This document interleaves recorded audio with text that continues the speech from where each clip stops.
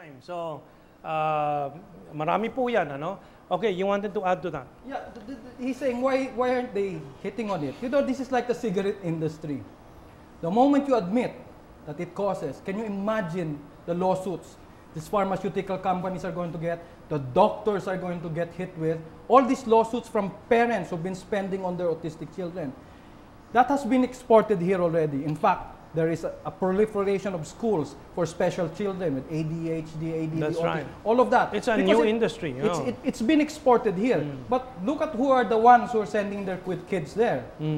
It's basically the ones from the C rich. up, the middle class upwards. Kasi yung D at E class natin, unless nagtatrabaho kay doktora, yung anak nila hindi bakuna masyado. Hindi masyado. Hindi masyado. So, yung ating mga special children are basically from the affluent. Yung mga may kaya. May kaya talaga. And then of course, you can see who they are, which celebrities have kids, so very prominent. Yung mga may kaya na alalang-ala sa mga anak nila, pabakuna ng pabakuna kung ano, yung pala masama sa mga bata. In fact, his numbers are already a bit old because it's now, for boys, it's 80-1 in the United States. Let us remember that these big pharmaceuticals keep pushing vaccines. Now, I just read an item yesterday, I think, in the local papers that pinupuri ang new HIV vaccine. Yes. At sinasabi doon sa artikulo, hindi pa kompleto ang trials pero heroic na payag ang Thailand na magpa-testing sa mga mamamayan nila, which reflects on the evil that is going on there. Hindi pa tapos yung testing and so on, but minamadali. Anyway, this program is only 15 minutes. This should be a discussion of 5 hours at least. But we have to start wrapping up. And ikaw muna, Kabansang Hans, before I do my own summary. Now, the reason we're doing this is not only to show the autism and the Codex Alimentarius, because even in the vaccination, in the GMO, introduction of GMO here in this country, we really have to watch out. Don't let them dump it on us. I mean, this Tamiflu, that's right. These vaccinations for AH-N1, they don't work. They don't work. HPV does not lead to cervical cancer. The FDA has a report on that. My computer, I have the paper here. I just couldn't print it. So there is no correlation between HPV and cervical cancer. So they're planning to dump that on us. All these celebrities asking you to have your little 11-year-old daughter inoculated or vaccinated against HPV. Hindi naman promiscuous yung 11-year-old natin eh. Those things don't last even 5 years, if ever they do. And it is self-limiting. HPV is self-limiting. So let's let it take its course. People will certainly pick up a lot of things out of these vaccines, from the HPV to the swine flu, the MMRs and all that. These are not properly studied. Now, do the research. And if you can satisfy yourself, talk to your friends. If you have an opinion, you want to express it, I'm at Twitter also, Hans Palacios at Twitter. I mean, this is the first time I'll be doing that, but I already got reactions of people are talking to me. I'll leave my other social network out of it. Pero we really need to start now protecting ourselves. See, they are taking away our civil liberties. Very soon, bawal na lahat. They just don't know how to introduce it, but with the WTO there, very soon, they will dictate on us. We will eat useless food without any nutrients whatsoever. Yung ating mga multivitamins from 50 to 100 milligrams of vitamin C down to 2 milligrams lang. Kasi sa England, gano'n na. Yung multivitamins nila, wala nang laman. So they're just taking nothing. So they're getting weakened. Then you'll just keep taking medicine.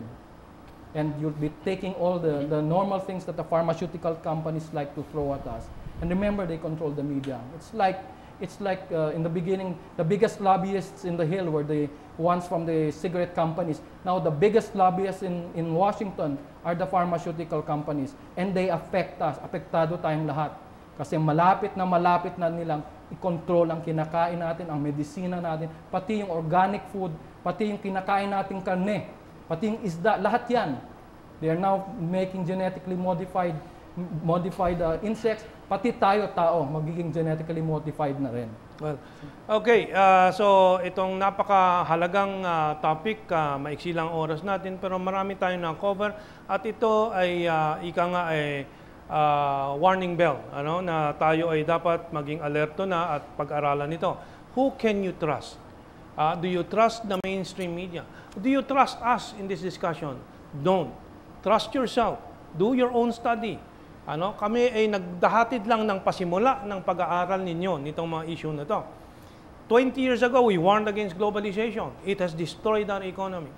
Sa pagpipili po ng ating liderato sa bansa, tanungin natin, ito ba ay may sariling isip itong mga nagkakandidato o mga sunod-sunuran lang sa mga multinationals, transnationals, sa US Embassy at iba pa?